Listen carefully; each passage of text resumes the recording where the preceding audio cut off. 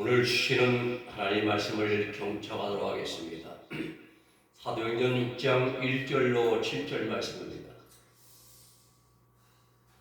제가 받들어 읽어드립니다.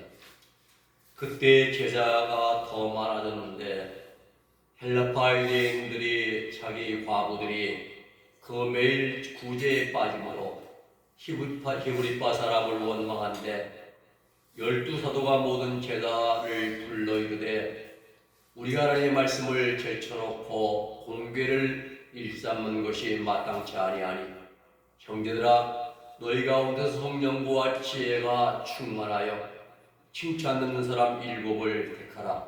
우리가 이 일을 저희에게 맡기고 우리는 기도하는 것과 말씀 전하는 것을 전무하리라 하니 온 무리가 이 말을 듣보하여 믿음과 성령에 충만한 사람 스데반과 또 빌립과 브루고로와 니가노로와 디몬과 파메나와 유대교에 귀한 안디옥 사람 니골라를 택하여 사도들 앞에 세우리. 사도들이 기도하고 그들에게 안수하니라. 하나님 말씀이 점점 왕성하여 예루살렘에 있는 제자의 수가 더 심히 많아지고 허다한 제사장의 임무도 이도에 복종하니라. 아멘. 오늘 말씀의 제목은 교회의 사명입니다. 어느 시대를 막론하고 교회가 교회로서의 사명을 잘 감당하지 못하면 교회는 쇠퇴하게 되어 있습니다. 그 두드러진 현상 가운데 한 곳이 바로 유럽 교회의 쇠퇴 현상입니다. 유럽 교회가 쇠퇴하게 된 가장 중요한 요인이 몇 가지인데 그 중에 하나가 세속화입니다. 교회가 세상적인 일반 풍속을 따르고 거기에 물들어가는 것입니다. 사회가 현대화되고 산업화되면서 전통적인 종교적 신념과 관습에서 벗어나는 그러한 변화가 일어났습니다. 사람들은 세속적인 문제로 먹고 마시고 즐기고 놀고 구경 가고 관광하고 이런 데 집중하게 되었고 종교는 점차 일상생활에서 멀어져 가고 그 중심적인 역할을 잃어갔습니다. 두 번째는 무신론과 불가리론의 부상입니다. 세속화와 함께 유럽에서 무신론과 불가리론도 증가했습니다. 많은 유대 유럽 사람들은 시속적인 세계관을 받아들였습니다. 종교에 대한 동의감을 더 이상 느끼지 않았습니다.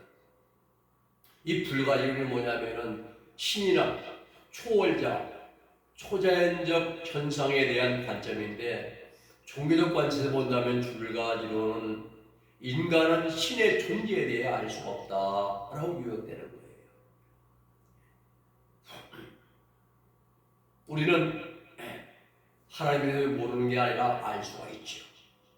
말씀을 통해서 우리 체험을 통해서 하나님 어떤 분인가를 우리가 알 수가 있는데 세상은 하나님 신에 대해 알 수가 없다 하면서 점점 하나님부터 멀어져 가는 것입니다. 세 번째는 종교적 다원주의입니다. 이민과 세계화로 인해서 종교적 신념과 관습이 점점 다양해져 가고 있습니다. 세계화되죠. 사람들이 외국에 나가서 할 때 미국인들은 제일 먼저 하는 일이 햄버거 가게를 이제 연다고 그래요. 일본인들은 장사를 한다고 그래요. 유대인들은 백화점을 세우고 은행을 세운다고 합니다. 근데 우리 한국인들은 세계에 나가 제일 먼저 하는 일이 교회를 세운다고 합니다. 지금 세계화되어 있어요. 다양한 종교적 전통의 또 세계관의 존재는 기독교 교회의 지배력을 점점 쇠퇴하게 도전해 갑니다. 이민자의 증거가 이슬람, 또 불교, 힌두교 등 다양한 종교가 지금 유럽에 자리를 잡게 되었고, 기독교는 더 이상 절대적 우위를 차지할 수 없게 되었습니다. 예를 들면 독일과 프랑스에서는 이슬람 공동체 성장이 두드러졌습니다. 독일, 영국, 프랑스, 소련 국가에서 교회의 역할은 점점 축소되어져 가고 있습니다. 주일 예배 사역자들은 지속적으로 하락하고, 젊은 세대는 기독교에 대해서 무관심합니다. 특히 스웨덴, 노르웨이, 또 북유럽 국가들은 시사포가 두드러진 곳입니다. 거기에서는 종교가 없다는 무교가 50%가 달한다고 해요. 원인은 뭐냐? 복지입니다. 복지. 이 원인은 복지국가와 높은 교육 수준의 교육 수준으로 말미암아 종교의 필요성을 감소시켰기 때문입니다. 지금 우리나라도 인구는 계속 줄어들었는데 외국인들은 많이 들어와 있습니다. 구로나 안산 같은 데 가면은 내국인보다 외국인들이 더 많은 게 사실이에요. 그 디지털, 그 가산 디지털 그쪽에 제가 전에 강의로 이제 나갈 때 보면은 한국 사람 찾아보기 어려워요. 전부 다 외국 사람들이 많아요. 이렇게. 또 정부에서 기초수급자와 차상위계층에 대한 지원이 잘 되어 있습니다. 65세 이상 노인에게는 이제 기초연금을 줍니다. 오늘 신문에 보니까 12억 재산 있는 사람도 기초연금을 받는다고 해요. 한 달에 400만 원 수입 있는 사람도 기초연금을 받고 있다고 합니다. 이러한 사회 보장제도가 점점 더 발전해가면서 종교는 점점 더 설 자리를 잃어가고 있는 것이 오늘의 현실입니다. 우리 대한민국도 교회들이 위기에 처해 있습니다. 개인주의, 개교회주의가 팽배해 있습니다. 국민들의 교육열은 세계에서 가장 높습니다. 삶의 질도 어디 내라도 뒤떨어지지 않습니다. 각종 문화 혜택을 누리고 인터넷망도 전 세계에서 최고입니다. 1등입니다. 발표에 의하면 한국에서 4,900만 명이 인터넷을 사용한다고 합니다. 97% 인구에. 또 세계에서 가장 빠른 인터넷 연결 속도를 가지고 있습니다. 대한민국은 전체 인구 97%가 스마트폰을 보유하고 있다고 합니다. 이는 세계의 가장 높은 수치라고 위키백과에 기록이 되어 있습니다. 우리 지금 대한민국은 인터넷 강국입니다. 그 어느 나라보다 빨리 초고속망이 빨리고 어디를 가든 와이파이를 사용할 수가 있습니다. 오늘 여러분, 우리는 지금 이렇게 세계적으로 빠른 정보화 시대를 살아가고 있습니다. 여기서 저는 말씀을 생각하면 한 가지 말씀이 떠올랐습니다. 다니엘 10장 4절. 다니엘아, 마지막까지 이 말을 간수하고 이 글을 봉함하라. 많은 사람이 빨리 왕래하며 지식이 더하리라. 마지막 때에 하나님이 주신 다니엘이 주신 예언의 말씀입니다.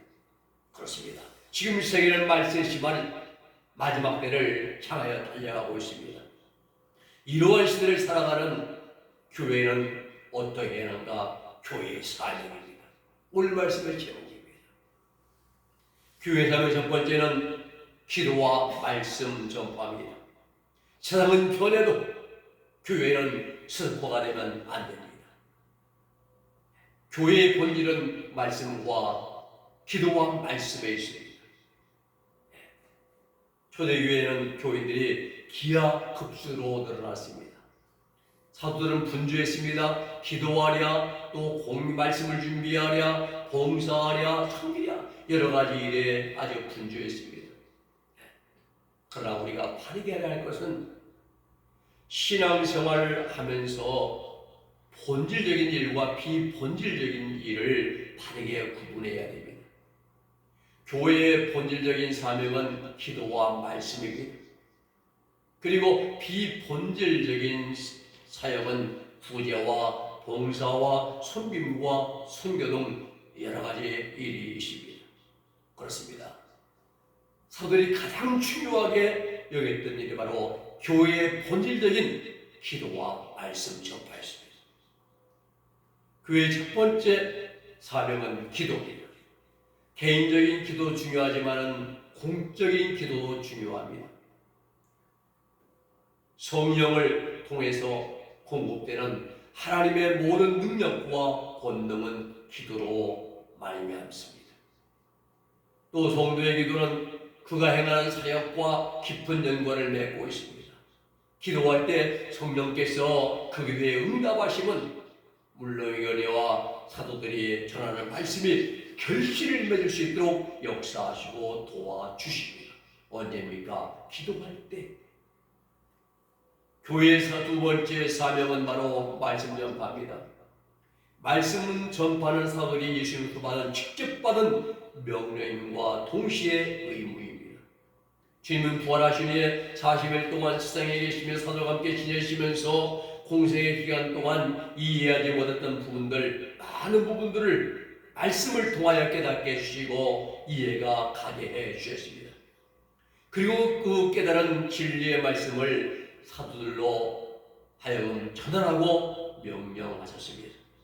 마태복음 28장 19절 20절 말씀 보면은 너희는 가서 모든 민족으로 제자를 삼고 아버지와 아들과 성령의 이름으로 세례를 베풀고 내가 내게 분부한 모든 것을 가르쳐 지키게 하라 라고 명령하십니다. 또 누가복음 24장 48절에 말씀하시기를 너희는 이 모든 일의 증인이라 말씀하셨습니다. 십자가의 죽으심과 부활과 승천과 그리고 또 40일 동안 계시하신 모든 말씀의 증인이라 말씀했습니다. 그러면 사도들이 전해야 했던 말씀은 구체적으로 무엇이었는가? 그것은 바로 복음입니다. 네. 헬라어로는 유앙겔리온, 라틴어로는 에반젤리움, 네. 문자로는 좋은 소식, 복된 소식이 바로 복음입니다. 복음은 예수 그리스도에 관한 모든 것입니다. 예수의 성령의 잉태, 그리고 이제 십자가의 고난, 공생의 3년 동안 그 죽으심과 부활과 승천과 재림, 이 모든 것이 복음에 다 들어있는 것입니다. 이게 복음의 핵심이며 복음의 내용입니다. 복음적인 설교한다면서 육적인 얘기가 다 붙여놓고 인간적인 사랑하고 이런 얘기는 복음적인 설교가 아닙니다. 복음은 예수의 성령의 잉태와 공생애와 십자가의 죽으심과 고난과 부활과 승천과 재림에 관한 말씀을, 이게 복음인 거예요. 누가복음 24장 46절로 8절에 말씀하십니다. 그리스도가 고난을 받고 제3일에 죽은 자 가운데서 살아날 것과 또 그의 이름으로 죄사함을 받게 하는 회개가 예루살렘에서 시작하여 모든 족속에게 전파된 것이 기록되었으니 너희는 이 모든 일의 증인이라 말씀하십니다. 사도 바울도 고린도서 15장 3절 4절에 말씀하시기를 내가 받은 것을, 주님으로부터 직접 받은 것을 먼저 너에게 전하여야 하노. 이는 성경대로 그리스도께서 우리 죄를 위해 죽으시고 장사 지낸 바 되셨다가 성경대로 사흘 만에 다시 살아서, 네. 복음의 핵심은 죄 문제 해결에 있습니다.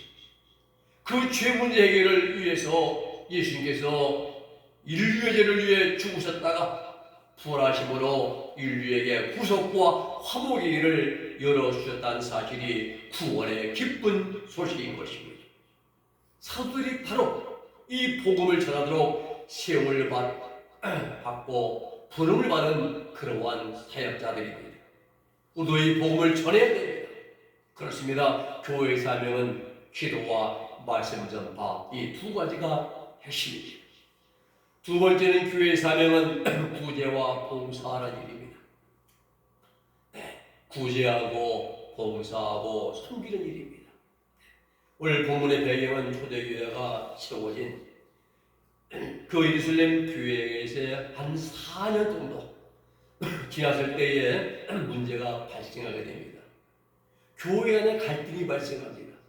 갈등의 원인은 구제였습니다. 히브리파 과부들이 히브리파 사람들이 히브리파 과부들에게 좀 더 많은 걸 주고 헬라파 과부들에게는 좀 소홀대하는 것 같아요. 그래서 헬라파 유대인들이 히브리파 유대인들을 원망했습니다. 이 헬라파 유대인들은 유대인들인데 헬라적에 살다가 돌아온 자들이에요.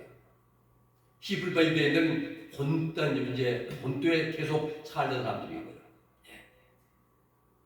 원망의 이유가 무엇입니까? 헬라파 유대인들이 자기의 과부들이 매일 구제에서 빠지는 것이 원인이었습니다.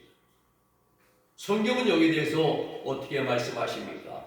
1절에 보면 헬라파 유대인들이 자기의 과부들이 매일의 구제에 빠짐으로 히브리파 사람을 원망하니 라고 기술하고 있습니다. 팔이 안으로 굽는 속담이 있는 것처럼 히브리파 사람들이 자기들의 과부들에게 더 마음과 인정이 끌렸던 것 같습니다.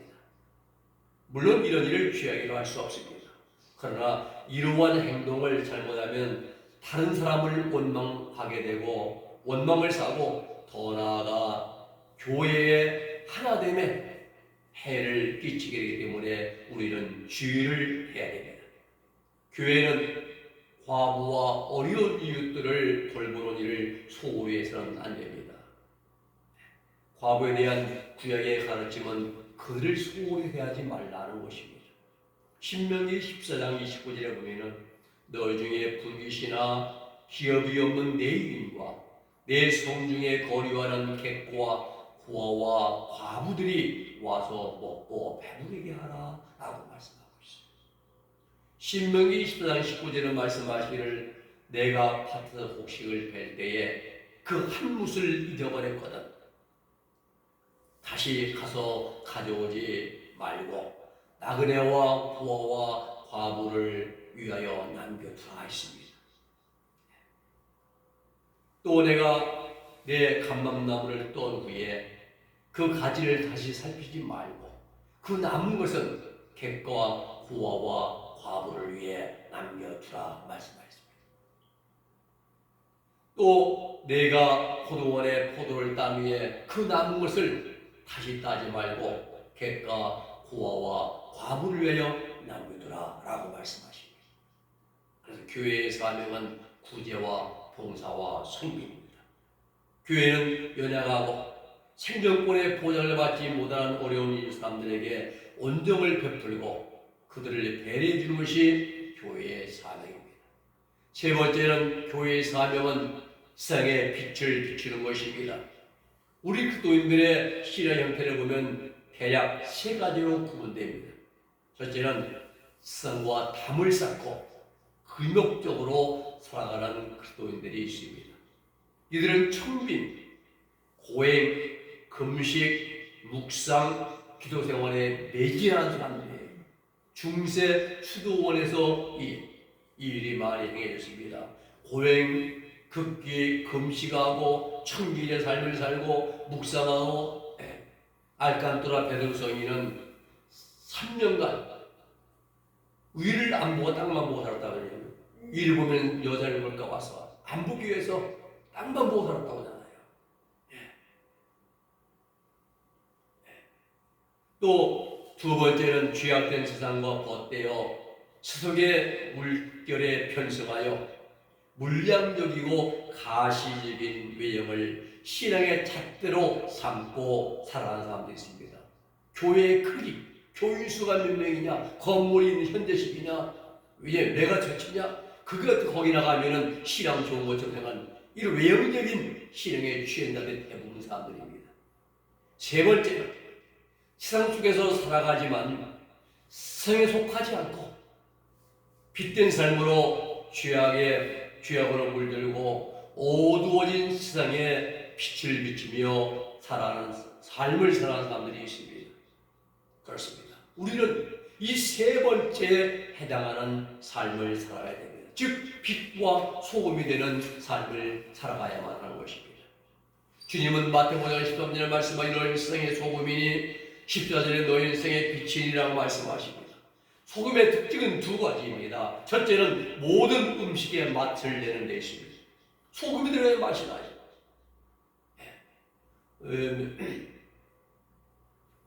이런 환자들 먹는 음식 보면은 간일에 안 좋은 분들 보면은 소금 안 넣잖아요. 힘들게 못 먹어요. 소금의 첫째의 특징은 맛을 내야 된다. 두 번째는 부패를 방지하는 데 있습니다. 소금이 들어가면 썩음을 방지해요. 우리 어린 새우 드시고 많이 이제 생성하다가 소금에 절여놓아야 그것이 오래가고 묵을수록 맛을 냅니다. 안 그러면 새가 썩고 마는 것이죠. 빛은 어둠을 몰아가는 기름을 알고 있습니다. 죄악으로 어두워진 세상에 우리는 밝은 빛된 삶을 살아가야 돼요. 요한복음 8장 12절 말씀하십니다. 주님이 말씀한 나는 세상의 빛이니 나를 따르는 자는 어둠에 다니지 아니하고 생명의 빛을 얻으리라 말씀합니다. 주님은 세상의 빛을 오셨습니다. 예배서 5장 8절에 말씀합니다. 너희가 전에는 어둠이더니 이제는 주 안에서 빛이라. 빛의 자들처럼 행하라. 9절의 말씀하시기를 빛의 열매는 착함과 의로움과 진실함에 있느니라 말씀합니다.